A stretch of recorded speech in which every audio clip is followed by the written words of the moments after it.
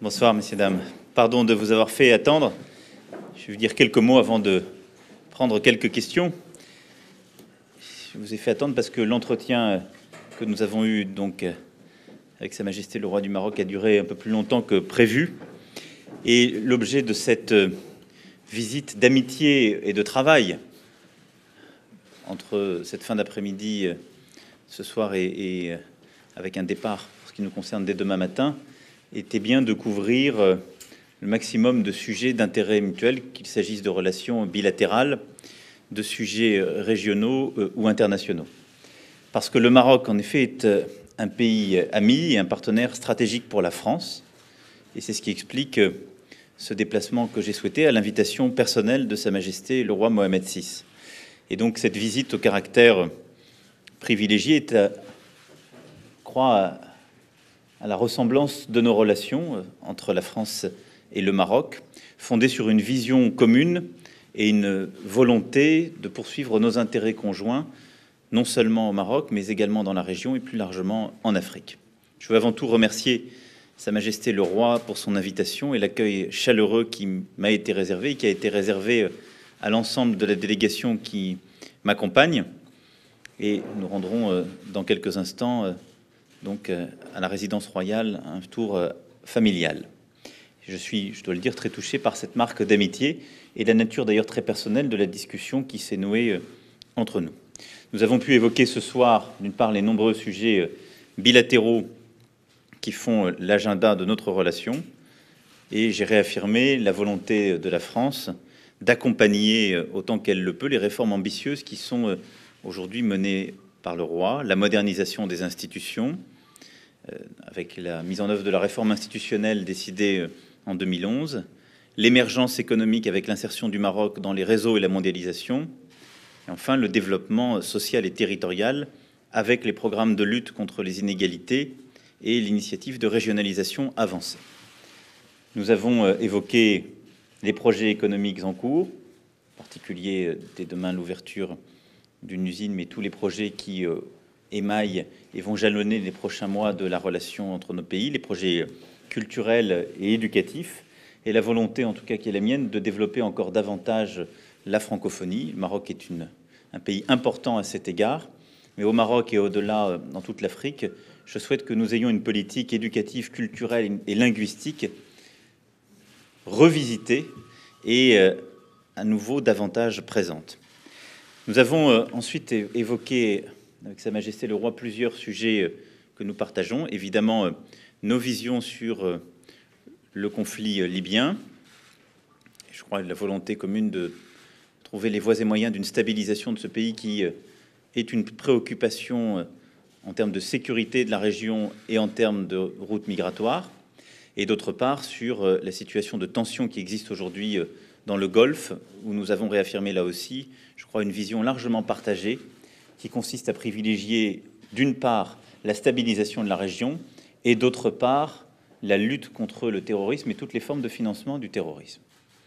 Enfin, nous avons abordé la politique africaine, où le Maroc joue un rôle croissant, et nous ne pouvons que nous féliciter de l'entrée du Maroc, d'une part, à l'Union africaine et prochainement au sein de la CEDEAO, et de la volonté affirmée de coopérer avec la France dans la stratégie qui est la sienne, là aussi, de stabilisation régionale. J'ai vu un partenaire concerné et qui a la volonté de participer à nos efforts dans la stabilisation du Sahel, et je pense que c'est un élément important, et la volonté aussi d'être très vigilant sur tous les foyers potentiels de déstabilisation en Afrique. Plus largement, je suis pour ma part convaincu que la France et le Maroc ont aujourd'hui ensemble en Afrique une politique commune à conduire. Celle qui consistera à développer avec les entrepreneurs privés, avec les artistes, le monde éducatif, culturel, une forme de libération des sociétés partout où elles sont en train de s'épanouir et de repenser une relation équilibrée en Afrique, s'appuyant sur les sociétés civiles. C'est le cœur de la politique partenariale en Afrique que je souhaite conduire, où, à côté de la sécurisation parfois nécessaire et des actions que nous avons à conduire, il doit y avoir une volonté de développement une politique éducative beaucoup plus forte, mais également un travail avec les entrepreneurs, avec la société civile, avec le monde universitaire, pour permettre qu'adviennent justement les changements qui aujourd'hui sont en train de se faire en Afrique. C'est de cela dont nous avons également parlé avec le roi du Maroc, et je crois qu'il partage aujourd'hui cette vision. Enfin, nous avons réaffirmé l'un et l'autre notre engagement pour la lutte contre le changement climatique, et donc au-delà des initiatives diplomatiques qui ont été prises et que nous avons reconfirmées, c'est-à-dire l'adhésion évidemment à l'accord de Paris, notre volonté bien de continuer en Afrique les initiatives diplomatiques et les initiatives concrètes communes qui permettront d'être au rendez-vous de la COP 21 et des COP à venir.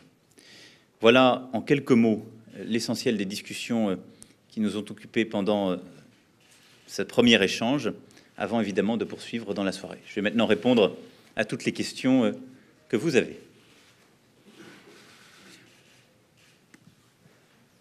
Monsieur le Président, Mohamed Lachgar de la télévision nationale marocaine, la première chaîne. Alors, comme vous l'avez souligné, le Maroc a entrepris ces dernières années, il a noué plusieurs partenariats en direction du Sud, dans le cadre d'une coopération Sud-Sud gagnant-gagnant. Le Maroc est lié à la France par un partenariat d'exception, exceptionnel.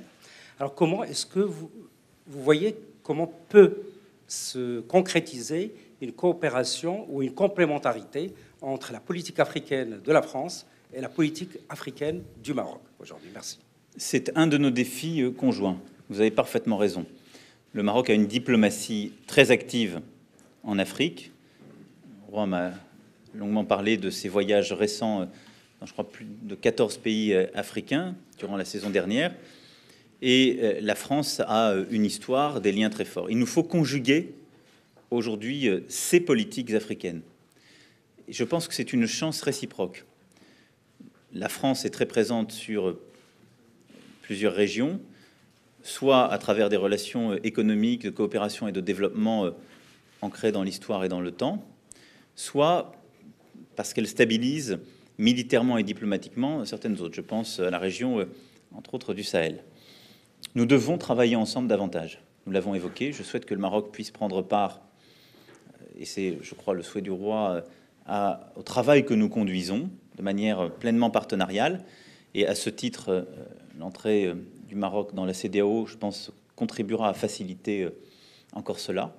Ensuite, je souhaite que nous puissions, dans beaucoup de pays où notre volonté commune est de développer un entrepreneuriat, de développer la croissance, de développer une éducation, une politique énergétique qui permette un développement soutenable, d'agir de concert. Alors bien sûr, nos entreprises seront parfois amenées à être en compétition, mais il faut que nos stratégies soient, elles, cohérentes.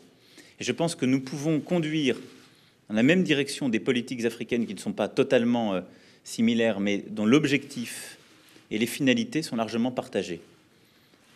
La stabilité politique et démocratique, le développement des sociétés civiles d'un épanouissement et une croissance soutenable sur le plan environnemental. Ça suppose de déployer des grandes infrastructures de transport, des infrastructures énergétiques, en particulier sur le renouvelable, et d'aider les sociétés civiles à se développer. Tout ça, c'est le cœur de cette stratégie que je veux conduire pour notre pays et qui, je crois, se conjugue avec beaucoup d'harmonie avec la stratégie qui est celle du roi.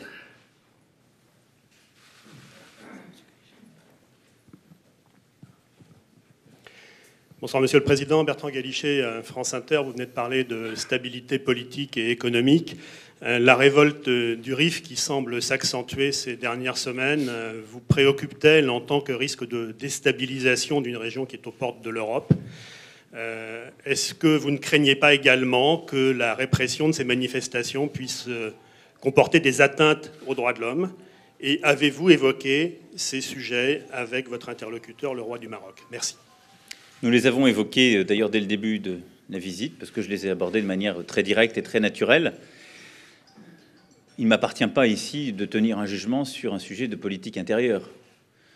Néanmoins, j'ai senti d'une part que le roi considérait qu'il était légitime, normal, qu'il y ait des manifestations qui sont d'ailleurs prévues dans le cadre d'un droit constitutionnel, ici, contrairement à plusieurs autres pays.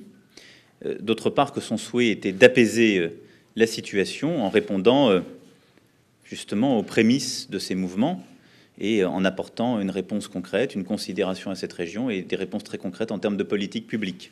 Et donc la discussion que nous avons eue ne me donne pas lieu de craindre justement une volonté de répression quelle qu'elle soit, mais plutôt d'une réponse dans la durée et sur les causes profondes de ce qui est advenu. J'ai enfin plutôt entendu un roi du Maroc préoccupé par le sort de cette région qui lui est chère et où il a pour habitude de passer du temps, ce qui est d'ailleurs une pratique qu'il a inaugurée.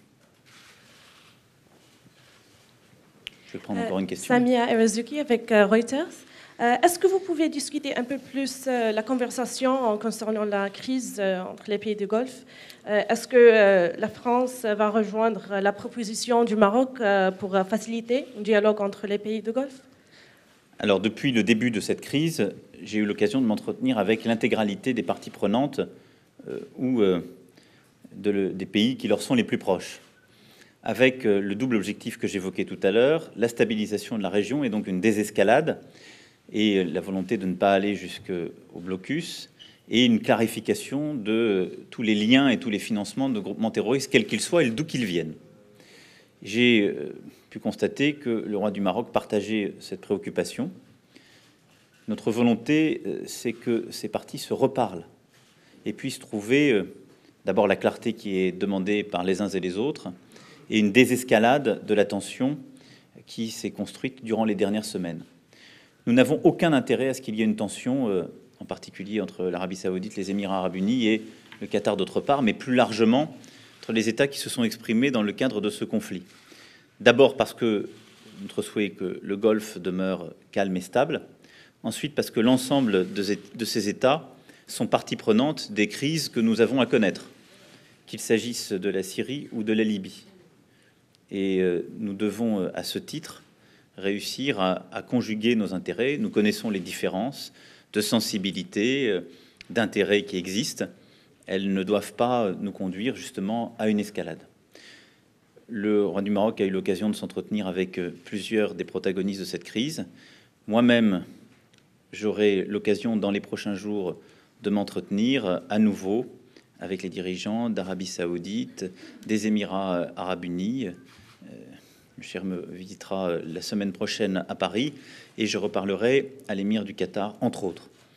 Donc, je pense que c'est en nouant ces discussions, en clarifiant les positions, que nous arriverons à plus de stabilité. C'est en tout cas mon souhait et j'ai pu le constater, le souhait également du roi du Maroc. Nous avons le temps pour une dernière question. Je suis privé d'une dernière question puisque nous devons rejoindre à une heure donnée Miftour. Je vous remercie en tout cas pour votre attention. Bonne soirée, messieurs, dames.